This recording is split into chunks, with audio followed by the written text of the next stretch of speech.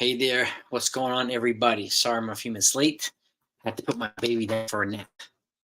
We were all doing well. Let's see, give it a little bit of time for those that want to hop in can hop in.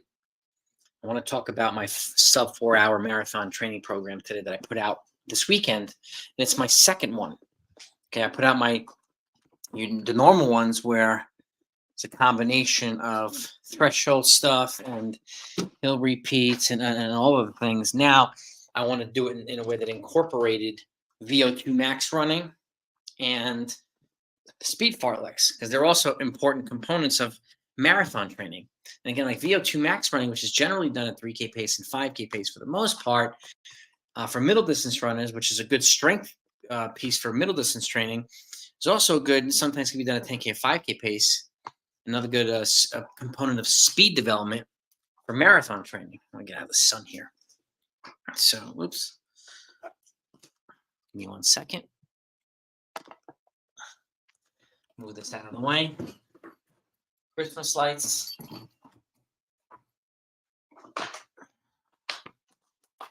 All right.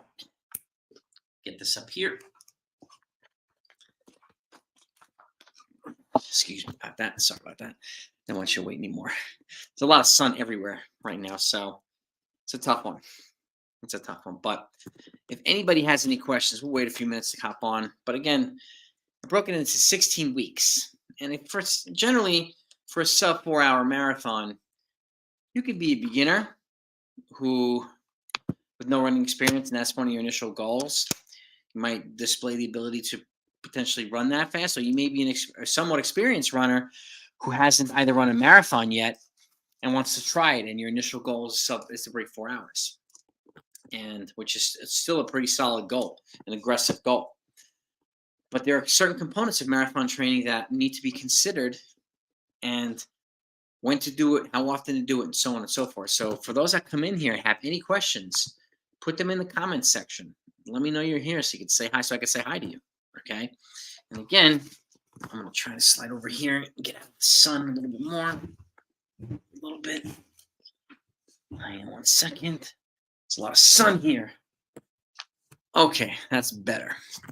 So, sub 4 hours is essentially about 807, 808 per mile. Excuse me, 907, 908 per mile. And it's, I'm plugging it around saying 359 flat to give you a little bit of cushion to work with. And half marathon pace is about 15 seconds faster. 10K pace about 15 seconds faster than that. 5K pace about 15 seconds faster than that. VO2 max running is essentially stuff with a 1-to-1 work ratio for the most part when it pertains to marathon training. And that's about anywhere between 45 and 50 seconds faster per mile than marathon pace itself. So if you're running, let's just say you're running 800-meter repeats, and you're running them, your goal is to run sub 4 hours, and you're running these in about 357 to 358 to 4 minutes for each rep.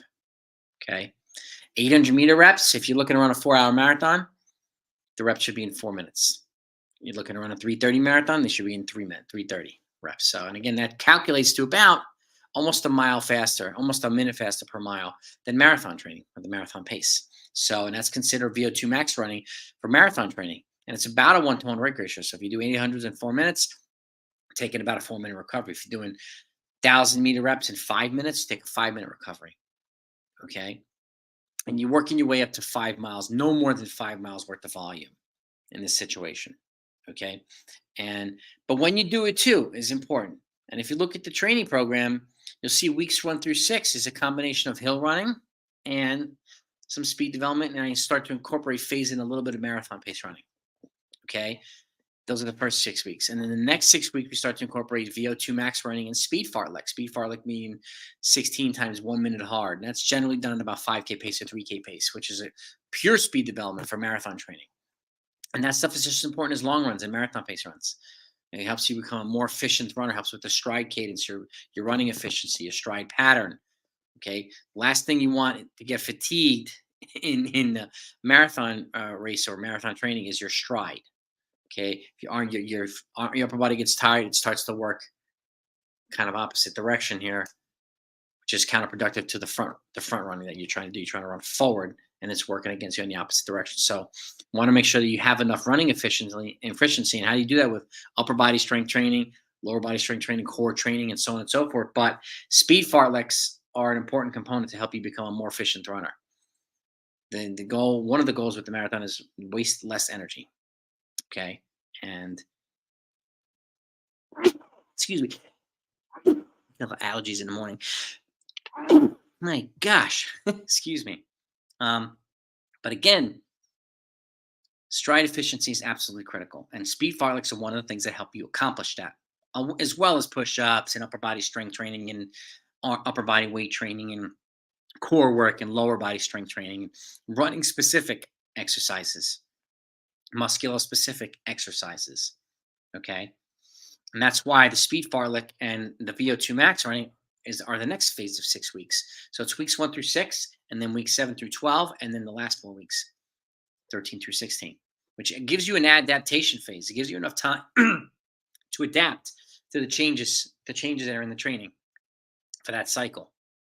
Okay, you need about 21 to 28 days minimum to adapt. It's called periodization. And if you have time to do that, then you can adapt to a certain stimuli. It also gives you a chance to make modifications that you need to. And if you're a coach, helps you make modifications to your athletes. And this is where coaching with the eye. I always say it's just as important as coaching with the stopwatch. You can tell who's hanging on for dear life with VO2 max running or marathon pace, who's not, who's recovering better from it, and so on. That gives you some data to work with to make modifications to the training. And then the last 4 weeks, the emphasis goes towards the long runs, and we've been building up the long runs at this point. If you can get to 2 20-mile long runs, and you're in good shape before the race itself. So try to do 3 if you can, but you take your time building. Depends on where you're starting, where your starting point is. If you're starting from scratch, I've got essentially starting from scratch or couch to marathon training programs on the channel. Go take a look at those. They're a little bit different. This is a little bit more sophisticated. It's got a little bit more specificity in the training itself to help you adapt to or progress from what you're currently doing towards this. Okay. So, and again, got 3 people in here. Hello, everybody. Let me know you're here. Let me know where you're from. Say hi in the comments so I can say hi back. Okay, I'm trying my best to stay out of the sun here. It's very sunny everywhere. So, but that's the same. So I have it broken down. And again, you can ask me any questions you want, whether it's this marathon plan or a different marathon plan, whether it's today we're going to do marathon. And what I'm going to do is my next video, I'm going to do a sub 3:30 plan with this new dynamic incorporated, and then I'm going to live stream it. Hey, Carl, what's happening, man? How are you? And then I'm going to go sub 3 hours, the same component, and then I'm going to go live after the sub 3 hours, and then sub 2:30 training plan, and then I'm going to go live after the sub 2:30. So you can have specific live streams for specific milestones. Okay. And then, how you doing, Carl? Hope you're all doing well. Happy holidays. And happy holidays to all of you, by the way. And whoever else is in here, just say hi in the comments so I can say hi back. Carl's been around for a while. He's been watching videos and supporting the channel. I appreciate that. And I want to say thank you to those some folks have donating super chats and super thanks, and so I want to thank all the people that do that. It's a way of supporting the channel, which enables me to continue to put out free content. So I thank you all for that. I really do. It means the world. But today's sub 4 hours, okay? Sub 4 hour marathon training program, and I put out the second video this weekend, which incorporated VO2 max and speed fartleks. So the first 6 weeks were an emphasis with building the long runs, okay, and incorporating a little bit of marathon pace with some hills, which also act as leg strength or speed development and leg strength exercise at the same time. So they have a multi-purpose. And again, trying to simulate as much as you can. So when you pick your marathon, I encourage folks to do this. Find out if it's flat, find out if it's rolling, and then design your workouts and your long runs accordingly. Okay, there's a pace fluctuation that comes with marathons that are rolling, where it differs from flat marathons when you can just lock into a goal pace a lot easier. So you have to take that into account, and you can build your long runs in a way that's try to simulate the marathon as much as you can. Build your workouts in a way that tries to do the same thing. But if you have a specific like a tempo run that you want to do at half marathon pace, and it's got a tight pace range, you could do those on the flats. If you want to lock into certain paces for workouts, you could do those on the flats. But I encourage you folks. This is one reason why I incorporate hill strengths and hill sprints and hill repeats. Is even if you're running a flat marathon, because it acts as a semblance of strength training and speed development. Even if even if your races are on the flats. Okay. It also acts as a semblance of simulation if your races are on the rolling areas. So they serve a purpose in multiple areas. They're definitely good and they're definitely beneficial. And you'll see the progression. How the hills gets essentially 6 times 100 uphill week 1, 8 times 100 week 2, 6 times 200 week 3, 8 times 200 week 4, 6 times 300 week 5, 8 times 300 week 6. Kind of a similar hill, similar effort.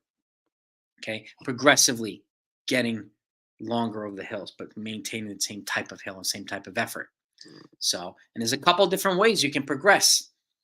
You can add volume to a workout. You can run the workout faster. You can cut the recovery of a workout. There's so many different ways, and it's up to a coach to determine what his or her athletes need.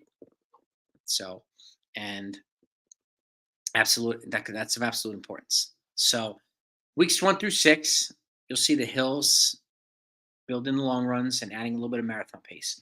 Week 7 through 12, again, incorporating more running at marathon pace as an ancillary late in the week workout, incorporating some of that into the long runs, and then incorporating VO2 max and speed development or speed fartleks.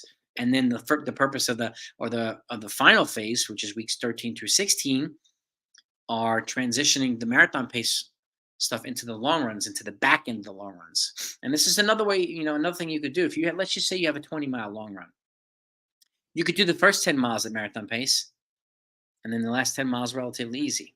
Or you can do the middle 10 miles. You could do 5 miles easy, middle 10 miles at marathon pace, 5 miles easy. And then the last time you can do it a third time, you can do the first 10 miles easy, the last 10 miles at marathon pace. You need to know what it feels like to run marathon pace, no matter what the marathon pace is, at every single point in the long run, especially the back part of it. Because that's when it gets hard after 20 miles. And if you're not ready for it, you'll know. And the runs will show you. Okay. Which is why I incorporate all these types of things into the training, because I don't want that to happen to you. I want you to be prepared, and again, the more prepared you are before the marathon, the easier it's going to be to recover after the marathon. So it's something to keep in mind as well. So long runs are critical. Speed fartleks are critical, and they're all complementary of each other. Okay, whether it's VO2 max, marathon pace, long repeats, mile repeats, 2 mile repeats, 3 mile, whatever it is. Okay, and then you'll see in this particular training, week 12, which is essentially about 5 weeks out, you'll see a simulation run or a half marathon. If you can find a half marathon race about 5 weeks out or something like that, or 4 weeks out, then you hop in one. It'll give you a good idea of how ready you are and what you need to do to think of the rest of the training along the way. Carl, do you really warm up before the long run? This is a good question. I'm going to put this up. Do you do a warm up before your long run? Does it involve dynamic stretching or statics? My stretching routine, static stretching doesn't really do much to help you warm up. It's not running specific, Carl. So this is a good question. This is a very important question. I'm glad you asked it. I do an active isolated stretching. I have my stretching videos on the channel as well. It helps pump the blood into the muscles, right, before you run, so that it doesn't take you 4 to 5 miles to feel warmed up. You'll feel warmed up as soon as you run. So you don't necessarily need to do a running warm up leading into the long run. You can transition, okay, and do it progressively faster and let the first couple of miles ease you in and then go faster. But in terms of a non-running way of warming up and getting ready for runs, it's an active flexibility routine. That's active. It pumps blood into the muscles, okay, especially on cold days. If you have to go out there and run a long run and it's 30 degrees, and this is the thing, like people who run spring marathons, you're going to do a lot of your training in the cold weather. So this type of stretching makes more sense. People who run fall marathons do a lot of their training in the summer. So, and this stretching also makes more sense, but the emphasis is to get as much morning running as you can possible if you're running for a fall marathon, because the sun will be down the most at night, letting into the early evening. That'll be essentially your coolest part of the day, and you want to take advantage of that. Okay. And again, if you're training for a spring marathon, making sure that you're warmed up sufficiently before going out there and running at all, whether it be long run or a workout, is definitely a very, very helpful thing to do. So to answer your question, not be long winded, active stretching. It's an dynamic. You got to be careful with, but dynamic and active are essentially more effective than static stretching. So again, because static stretching, you're not really moving. You're just holding a stretch, so it's not pumping blood in there. You're not warming up the muscles, and it's not sport specific. So I hope that answers your question, Carl. But take a look at my. If you haven't seen my active stretch, I take it to a full body stretch routine, and I also do another one where it's kind of lower bodies, the calves and ankles and things like that, where a lot of runners can have some annoying injuries. So we talk about ankles and calves and Achilles and all that stuff as well. So it's a more lower body specific stretch routine. And um, so that's it. So does anybody have any questions about the training program? Has anybody seen it? I know I just put it out yesterday, so you may not have seen it yet. Has anybody seen my other 4-hour training program? And you'll see the differences and the similarities between the two. What you will see is a consistent pattern of 4 to 6 week blocks and then a changing stimulus and training every 4 to 6 week blocks. I'm always giving the athletes, and I think it's very important to give the athletes time to adapt to a certain change in training. Okay, whether it's an increase in volume or an increase in intensity or a decrease in intensity or decrease in volume. Okay, you need time to adapt one way or the other. And the last thing you want to do is increase volume and intensity at the same time. It's a recipe to get hurt or sick or both. So you got to be careful with that. So, um, especially when it comes to marathon training. I mean, the last thing you want to do is train 16 weeks and then get hurt week 12 or week 13. Like, that's a tough one. That's a tough one. So you've got to be a little bit more methodical with the things that you do go along the way, which is one reason I emphasize these types of periodization components in the marathon training so that you have more time to adapt safely and stay healthy while you do it. So, and without, ignoring rest and hydration and fueling and all this stuff too. Fueling post run, hydrating post run, hydrating and fueling during the run if you can. Whatever your body can tolerate and digest properly, digest effectively is a key part of fueling. So, and again, notice the Tuesday, Friday format that I generally have in my training programs. A Tuesday, Friday workout with a Saturday long run if you're not racing that week.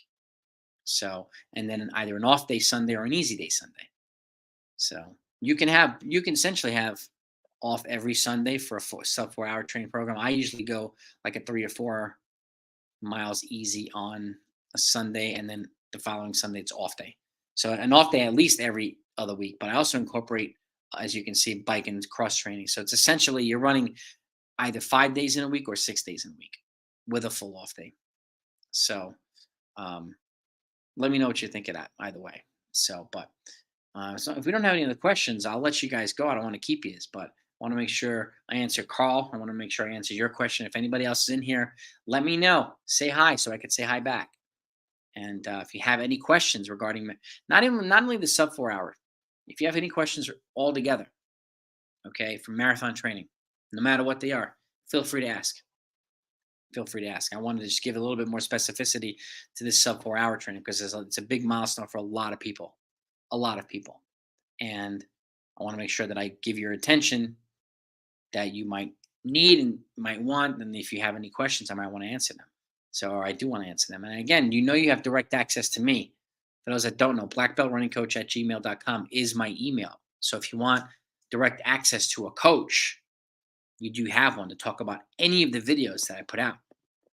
So feel free to reach out to me. I'm happy to help. I want to help as many people as I possibly can. Okay. And I've got memberships on here as well for those that want to have members, kind of members only content or any coaching specificity or personalized coaching. I offer that too. So, but these types of things, I want you to know that, you have an asset, you have somebody here that can answer your questions on the fly. And sometimes we have one question that leads to 3 more. That's totally okay. That's what happens with running. So there's a lot of questions. There's a lot of answers too. So I want to make sure that I'm available to you to answer them. So we're going on 20 minutes, gang. And if anybody has any other questions, feel free to ask here. Reach out to me at blackbeltrunningcoach@gmail.com or load up the comments in the regular videos. Carl, you have any other questions? Let me know right now, and otherwise I'll wrap it up. I know it's a weekday; it's Monday, and like 1:30 Eastern time, so it might be lunchtime for people. So, oh, Michael, how you doing, man? If it's flat, do you have specific pace strategy? Yeah. I mean, it depends on. So, if you look at this, if it's sub 4 you're talking about, I actually put in the beginning of the video, I have slides, and I put slides on everything for half marathon pace, all these types of workout paces, and so on and so forth. Progression runs, I generally follow a 90-second from beginning to end. So you start at about 75 seconds slower than marathon pace. So in this instance, if it's 9:07 to 9:08 per mile, which is sub 4 hours, you could start at about 10:25 per mile, and you work your way down to about 8:55 per mile, which is a little bit faster than marathon pace on a progression run. If you have questions on calculating easy paces and stuff like that and steady paces, I can do that for you if you need to. So just load up the comments or reach out to me in the email. Michael, if you haven't heard, blackbeltrunningcoach@gmail.com is my email address. I can answer those questions for you if you need specific help. But yes, specific pace strategy. If the race is flat, it makes it easier to lock into paces and design long runs and workouts accordingly. If the race is rolling, then I encourage folks to, design long runs and workouts over rolling hills too. So for the 26, yeah. I mean, if it's flat, it makes it easier. You want to have your specific goals. So there's a couple different ways you can do it, Michael. You can test your current fitness and see how and pace accordingly. And then you could, and again, for when you're training for the marathon, I would encourage you to test at 5K. Okay. Test yourself at 5K. It'll give you a good idea of your current fitness. And then you can set your training paces for everything according to that. And then you can see how close you are or how far you are from the goal of sub 4 hours or any other goal for that matter. So if you test yourself at 5K, if you run a recent 5K, Michael, let me know either in the comments or my email, and I'll help you figure out the right paces for you to run for everything. So I can do that. I'm actually publishing books soon that'll have all the paces broken down for everything. So for everything you can think of, it's going to be in there, and those books will come out early 2024. So yeah, but yeah, pace strategy. I mean, ideally, Michael, in terms of racing the 26, if you lock in to race pace as quickly as you can, or start slightly slower than race pace or goal race pace, it makes it easier to progress from there or maintain an even pace or even progress faster towards the end. Last thing you want to do is go out too fast in a marathon. I had a guy that I coached who was training for a New York actually, which is a rolling marathon. He wanted to break 3:30, which is 8 minutes per mile, and he went out sub 40 per mile, and it felt, I mean, sub 740 per mile for the first 15 miles. It felt like he was jogging because he was fit, but he was 20 seconds faster per mile than what he trained for, and it bit him in the butt around 20 miles. So you want to lock it as close to your goal marathon pace as early as possible if you can, and start a little bit slower instead of starting a little bit faster. If you're fit enough, you'll be able to run a faster race by default. Okay. And the workouts and the training will tell you whether you're ready to do that.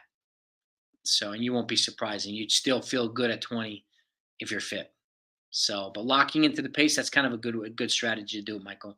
Start out at race pace or slightly slower, maintain, see what you feel at 15, then try to hold on from 15 to 20. And at 20 miles, you see if you can progress to a little bit of a faster than marathon pace to finish strong. So it's essentially an easy way of breaking down racing strategy and getting to a goal pace in the marathon. But again, like I said, for rolling marathons, you have to factor in the pace fluctuation because of the hills and the uphills and the downhills. The pace is going to fluctuate. You've got to be ready for that. Which is why running long runs and workouts over rolling area helps prepare you for the pace fluctuation that's going to happen in a race. But if it's flat, Michael, it makes it much easier. Much easier. And for a sub 4, again, you can figure out how long you can run the 9:07 to 9:08 per mile. Like I said, about 5 weeks out, you either find a half marathon race or you do a 14 to 15 marathon pace mile, 14 to 15 mile marathon simulation run and see how well you can run that marathon pace and feel good at 15. And then if you can, that'll give you a good idea of how ready you are for the marathon about 5 weeks later. So hopefully that helps answer your question, Michael. You're welcome. Again, if anybody in here has any questions on the training programs themselves, reach out to me. Load up the comments in the videos or whatever you need to, or email me.